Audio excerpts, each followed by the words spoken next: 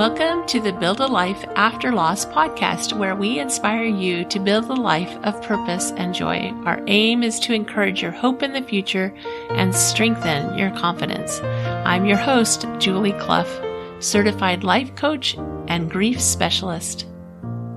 Hello, my friends. Welcome to episode 74, When It's Your Fault, with Melissa Snow. I have an interview for you today. I think you're going to find this really interesting. Today at lunchtime, I spoke to a women's group. It's so fun to be with a group of women. I love it. I love it. I just had the best time sharing with them some thoughts about loss and grief and, how to manage the day to day, because these are a group of women who are working, and it's tough. It's tough when, it's tough when you have something bad happen and you still have to get up and go to work and figure out how to pay the bills and so forth. So anyway, can you hear my dog barking in the background? She's like barking in her sleep. I don't know what's going on, but anyway, hopefully she'll stop. Otherwise, I'm going to send her out of the room. Also, we have another webinar coming up. We just had our first webinar last week, and it was awesome. Again, I just love being with you guys. It's just so fun. And it was amazing. Everyone had such great questions. I think I told you last week. It was off the charts amazing. And this next month in April, we have another webinar coming up, and it's going to be the first Tuesday of April, which is the 7th, April 7th. And so you can register for that in the show notes. It's in the show notes, and we'll have I'm going to set up a early bird special. So if you get on that right away, you can get that for $19. It's regularly $27. So we will let you know in the show notes how to get in on the special for $19. Anyway, that's happening April 7th. Super excited to be with you guys again, share new information. It's our series, Healing Body, Mind, and Spirit. It's going to happen every Tuesday, first Tuesday of the month. So super excited to have that happening. Every single one of them will be different. I am excited to introduce to you Melissa Snow. She's my guest today, and after her own bad boundaries, you'll notice the name of the episode, When It's Your Fault. When It's Your Fault. And you're going to hear her story and what happened. But after her own bad boundaries and lack of self-worth nearly cost her everything, Melissa had to rebuild her life from the ground up. And like all of us, she had to learn how to find joy again, how to find happiness after such sadness, how to find gratitude after despair, and how to build a life after loss. I'm going to tell you a little more about Melissa. In 2016, Melissa Snow became a certified life coach so she could help other women who were just like she used to be. Since then, she has written a book called 10 Secrets to Having the Love You Want. She has spoken on international stages and is a frequent contributor on Bustle, MindBodyGreen and SimpleMost. She has also been featured on multiple podcasts, including Embracing Intensity, the Inspired Women podcast, Live Fearlessly, and Journey of Hope. Melissa loves her nieces and nephews, Mexican food, hot yoga, dad jokes, reading, and anything pink and glittery. She does not like seafood, daylight savings, or snow. Melissa's long-term goals include opening a cat cafe and petting all the dogs. Here's the interview. Well, today I have Melissa Snow with me. I'm super excited to talk to Melissa. She has some great things to share with us today. So, which is not always the right way to introduce someone talking about their grief story, is it, Melissa? I mean, it's not the happiest fairy tale, but it's real life. It is real life. There's few people in this world that escape loss and grief, isn't there? Absolutely. Well, Melissa, why don't you start us off? Tell us a little bit about yourself and kind of why you're here, why we're talking. Absolutely. So My history, I was a high school teacher in 2008. My grief story is a little bit different than most people's, I think. I was a high school teacher in 2008 and I was 27 years old, and I ended up having what I at the time considered a relationship with one of my students who was 17. And I was arrested. I lost my job. I lost my home. I lost most of my friends. I lost a lot of hope. I lost a lot of joy and happiness for many, many years, and then had to figure out how to rebuild my life. So, grief for me was the result of my own bad choices, but that didn't make it any less painful for me. Absolutely. It's so true. And even when our grief isn't about our choices, sometimes we make choices after the fact that create even more suffering. So tell us a little bit about, like, when we were talking before, you were telling me a little bit about why you think this happened the way it did for you. Well, it's interesting because if you would have asked me before this happened, what's your life like? Are you happy? I would have told you, oh yeah, I'm so happy. I'm living my dream. I have the job that I always wanted. I'm surrounded by friends. Everything is so fun. Everything is so great. But on the inside, I was kind of in denial about how unhappy I was. And I wasn't aware of how little I loved and valued myself. And so it wasn't just in this situation, but in a lot of other relationships that I had, that I can see looking back that I was always just looking to feel like I was good enough. I was always wanting to feel like I was valued, like I was worthy, like I was loved.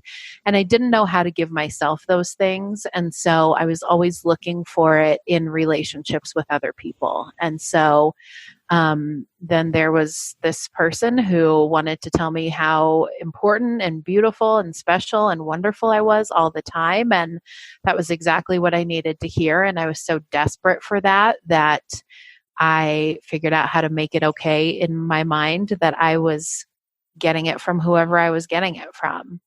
Interesting. So how did you, like you mentioned, that you lost so much hope and joy. What did that look like? Like what did your life look like when you had lost this hope and joy? I believed for many years after this happened that my fate was kind of sealed, like that all my choices had been taken away from me, and that I would always be defined and my life would always be limited based off of this terrible thing that had happened. And I remember writing in my journal about 3 months after I was arrested. I still have the journal, and I wrote something along the lines of, how will you be able to go on? How will you ever be okay again? And how will you ever find someone who wants to love you? And I really, really believed that was true for so many years, that all of my power had been taken away, all of my choices had been taken away, and this would always define how happy, how successful, how loved, how good of a person I could be. And there were times for years that I didn't think that I would survive, and there were certainly times that I didn't want to. And I wasn't trying to rebuild my life. I wasn't trying to become a better person. I wasn't trying to do any of those things. I was just trying to get through the day sometimes. Mm. So you were living a life of just pure existence. Yes, absolutely. And self-pity. There was a lot of self-pity in there as well. Yeah, I'm sure. I'm sure. And I know that your story is so unique and so painful. I can't imagine. I can, I can, I can actually imagine how you could think that way. Like this thing has happened and it has, like you said, sealed my fate. And how does anybody come back from this? And but even our listeners who have totally different losses, have that experience about, like, how do you come back from this? How can there possibly be hope and joy again? So what was the turning point for you? Yeah, that's a really good point and that's part of why I share my story so openly is because I know there's not going to be a lot of people who hear it who can relate and are like, oh yeah, I did that exact thing. But I feel like we've all had at least one point in our lives when we really believed nothing will ever be okay again. And I always want people to see me as an example of what's possible and know that if I can go from that to the life that I have now, that it's possible for other people too. The big turning point for me was I met another coach and I was in a class and we were going around the room and everybody was finishing the sentence, I would be happy if only. And so the other women were saying things like, I would be happy if only I lost 20 pounds, or I would be happy if only my husband wasn't so obnoxious, or whatever it was. And I remember thinking, like, what am I going to say when it comes to me? Because I couldn't possibly tell the truth in this room full of strangers. And then all of a sudden there it was coming out of my mouth. And the teacher looked at me and she said, this is the truth that I need you to see. That the problem is no longer that you did this awful thing. The problem now is the story that you are continuing to tell yourself over and over about what that means about you and what that means about the life that you can have. And that was really the first time that anyone had told me in a way that I was ready to receive that I still had a choice. That whatever meaning I gave to this thing that had happened was entirely up to me, and that I didn't have to let it limit me. I didn't have to let it define me. I could choose something different. And that was huge for me.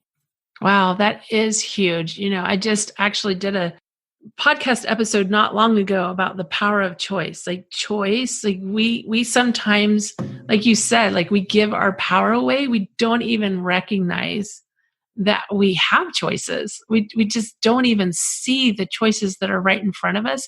We just go through this life automated on the stories that we've told ourselves. And when we upgrade our story, we upgrade our life. So how did that change things for you? What happened after that? After that, I got a lot more motivated to figure out who I was and what I wanted and where things had gone so terribly wrong that I was able to convince myself that what I had done to this boy was okay. And I just wanted to learn as much as possible about how I ended up in this place so that I could be sure I would never end up here again. And to really get honest with myself about where I was before this happened and where I was now, and figure out where I wanted to be in the future and then what obstacles were going to get in my way and how to overcome them. But it was so much easier to get motivated once I knew that what was at the end of the tunnel was up to me. Because when you're in the tunnel and there's no light and there's no end and you don't believe that you're ever getting out of it, why would you even try? But then all of a sudden there was this person saying, it's actually entirely possible that you could get out of the tunnel. And so then I was like, okay, tell me all the things. Like, whoever knows how to get out of this tunnel, I'm listening. I'll do it. Just tell me what to do. And, and that was kind of in all areas of my life. It wasn't just like I got in this self-improvement, self-development. I want to know about myself and be better. But it was also like I had this job at a law firm making copies for $12 an hour. And I was like, how can I create a life out of this? And so I just became like the best copier they'd ever seen in their lives. And about 3 months later, they started training me to become a paralegal. That became my career and was my career for many, many years after that. And I made much, much more than I ever made as a teacher.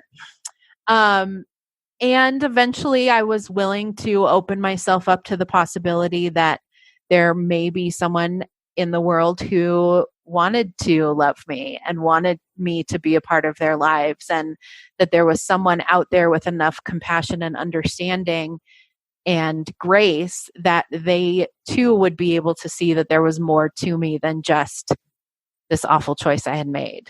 Mm-hmm. And so once I had done the work on myself and was willing to open myself up to the possibility of being loved by another person, then that came too. Oh, I love so much of what you've said, because you talked about, like, that you allowed this experience to define your future for a time, that, it's the way, it's not only the story, but it's the way we describe ourselves, the way we define ourselves.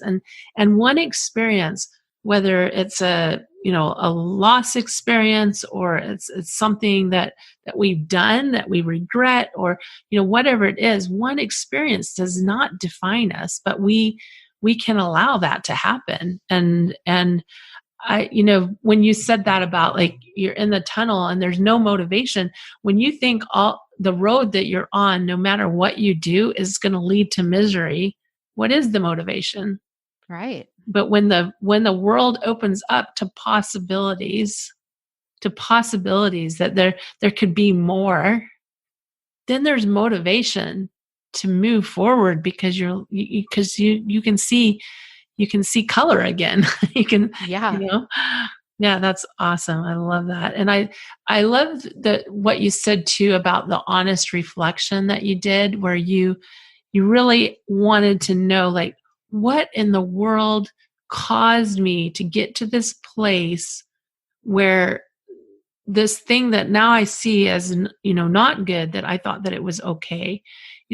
That kind of self-reflection, we all could use to do some honest reflection on the choices that we're making, on, why we do what we do. It really gives us clues to our subconscious and our thinking patterns, that when we upgrade our stories, we upgrade our life. When we upgrade our definition of ourself, we upgrade our life. And super important, super important. So tell us what you're doing today. Like, what does life look like today? Because obviously things got better. Much better. So now I live in Colorado Springs, Colorado, with my boyfriend of 8 years, and our dog and our 2 cats, who are our children. I swore I would never be one of those people who called my pets my children, and there I just did it. And I work as a life coach now. I was able to see how much just this one statement from this one life coach changed everything for me. And I got to a point where I just really wanted to be able to do that for other women. And so I got certified in 2016, and I've been working as a life coach ever since then. And I really focus on helping women who are struggling with their self-worth, struggling with their self-love, women who are in a place like I used to be, who keep dating the same man over and over again in a different body, and they can't figure out why, and think that it's all outside of them, and they're just unlucky in love or destined to be alone forever. And I help them to look at the ways that they are defining their own selves, the stories that they are telling themselves about who they are and the relationships that are possible for them, and then eventually help them get out of their own way so that they can have the life and the relationship that they're dreaming of. That's awesome. So what do you tell people who are feeling like they've lost hope? They feel like they've lost joy in their life, and they don't see a path to anything good in the future? I think there's a couple things. So something that was really powerful for me when I first started on this journey, I worked with a woman who had undergone breast cancer treatments while she was also the single mother of 2 children. And she could really relate to a lot of the things that I was going through. And one of the things that she told me was, like, stop trying to figure out how you're going to get through the next 10 years. Stop thinking about what the rest of your life is going to look like. Sometimes all you can do is get through one day, and that's okay. And sometimes all you can do is get through 1 hour, and that's okay. And sometimes the most you can do in a day is get up and take a shower, and that's okay too. And so that's the first thing is like, it's very easy for me to sit here and say like, oh, choose your thoughts, think something different. Everything's going to be great. But I think we also have to accept the fact that there are times that it's not going to be great and we're not going to be able to get out of bed. And it's going to feel so incredibly heavy and consuming and terrible. And that's okay. You don't have to know how you're going to get through the rest of your life. It's okay if you only know how you're going to get through the next 10 minutes. And I just think it's so important that we give ourselves that grace when we're going through any kind of a grief process. And then the other thing I would say is that it's very difficult to do this work alone. Mm-hmm. It's very difficult to see your story when you're in your story. Mm-hmm. It's very different to see yourself in a different way when you have been used to seeing yourself one way for so long. Like I spent so many years believing that I wasn't enough, that it was very, very hard for me on my own to step outside myself and go, well, maybe I am.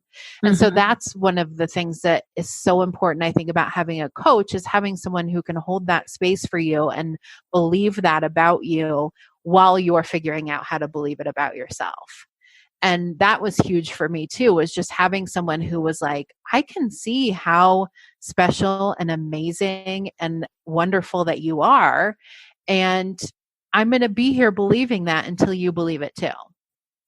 So I think that's a big one, is not trying to do it on your own and not trying to do it just with the people who are going through it with you.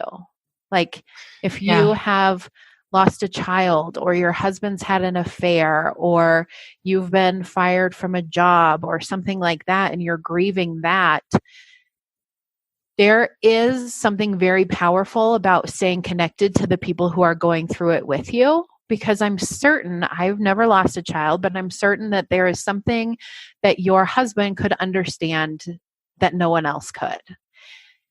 But also, he's in it.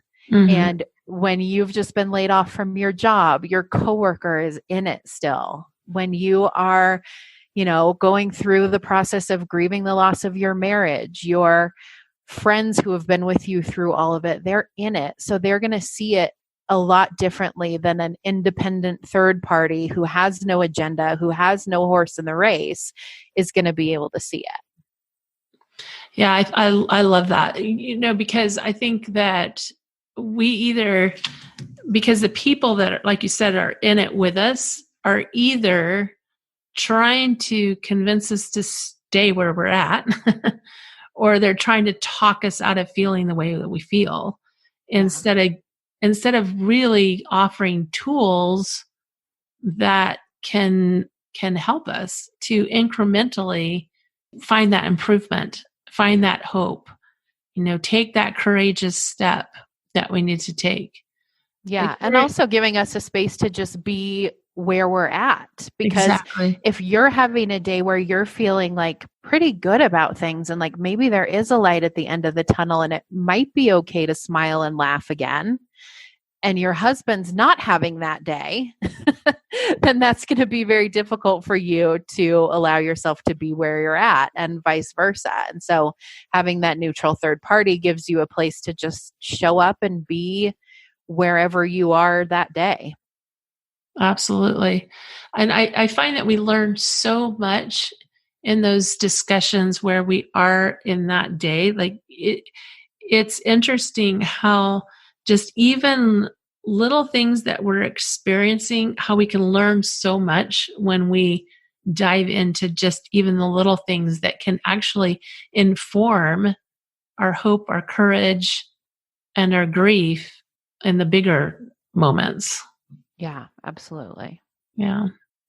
So what, as we're having this discussion, what does it look like to you? Like, what does grief recovery look like to you? What does it look like for you today? That question always makes me think of that meme that I'm sure, I don't know if it's a meme or graphic that I'm sure you've seen go around Facebook. That's like, here's a picture of the grief process, and it's like a perfect circle. And then it's like, here's my grief process. And it's just like this big squiggle. Absolutely. Everybody's is a big squiggle. Yeah. Yeah. But then we look at the circle and we're like, what's wrong with me? Exactly. Why am I not going in the circle? Because no one goes in the circle. That's why. Exactly. And I think the phrase grief recovery is interesting, because recovery to me seems like it seems like very final, like you're in recovery from surgery and there's a point that you're going to be recovered and you will go on with your life. And I don't think we ever reach that point with grief. I don't think we ever reach a point where we're like, okay, I've grieved this loss. I've gone through the recovery period. Now I'm done, on with my life. It is still going to come up for you in the weirdest ways and at the most unexpected times. And you're going to have to give yourself grace for that too. Like, I mean, another one of my big grieving processes was in high school. I was a graduate of Columbine High School, and that shooting happened my senior year. And so, I mean, grief is hard enough when you're an adult, let alone when you're 17. Absolutely. But now I'm 38 and there's still things that happen, still things that come up, still little reminders. And it's not like seeing things about Columbine on the news. It's like a balloon popping or the sound of a fire truck or something like that, that all of a sudden I'm back there 21 years later.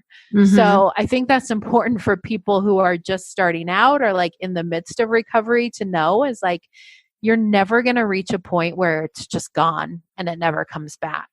But you are going to get to the point where sometimes you can go through a day without thinking about it, and that's going to feel really big for you. And sometimes you can go through a week without thinking about it, and that's going to feel really big for you. Because I remember right after Columbine, there wasn't an hour that went by that I didn't think about it.